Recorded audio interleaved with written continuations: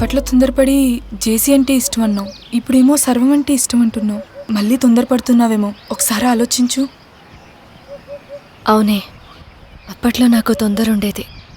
ఎవరో తెలియని వాడితో అరేంజ్డ్ మ్యారేజ్ చేసేలోపు నాకు తెలిసిన, నాకు నచ్చిన వాడిని సెలెక్ట్ చేసుకోవాలని తొందర. ఆ తొందరలోనే జేసీకి అట్రాక్ట్ అయ్యాను. ఆ రోజు జేసీతో అలా జరిగిన తర్వాత ఇంట్లో వాళ్ళని ఇంకా బాధ పెట్టడం మంచిది కాదనిపించింది. సంబంధాలు కూడా చూడమన్నాను.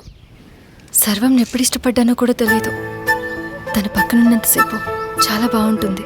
మా అన్నయ్య మొన్నొక సంబంధం తీసుకొచ్చాడు. చిన్నప్పటి నుంచి బాగా తెలిసిన అబ్బాయి.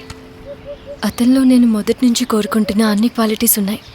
అలాంటి సంబంధం దొరికినప్పుడు నేను చాలా ఆనందపడాలి, కానీ అలా జరగలేదు.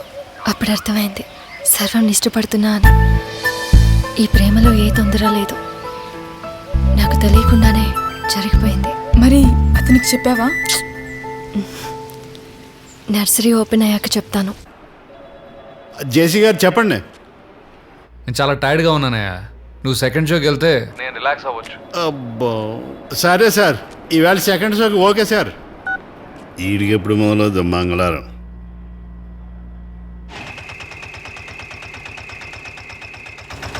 బాబు మళ్ళీ అదే థియేటర్ బాగున్నాయి. ఇది ఆఫీసు రాడు కానీ దీని బట్టి టైంకి వచ్చేస్తాడు.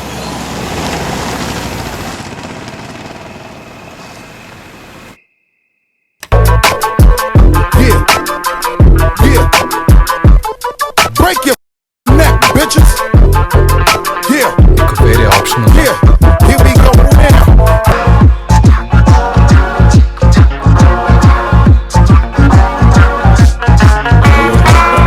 హలో, జేసీ గారు చెప్పండి. ఫోన్ ఎత్తువేంటి? నువ్వు అర్జెంట్ రాముదు.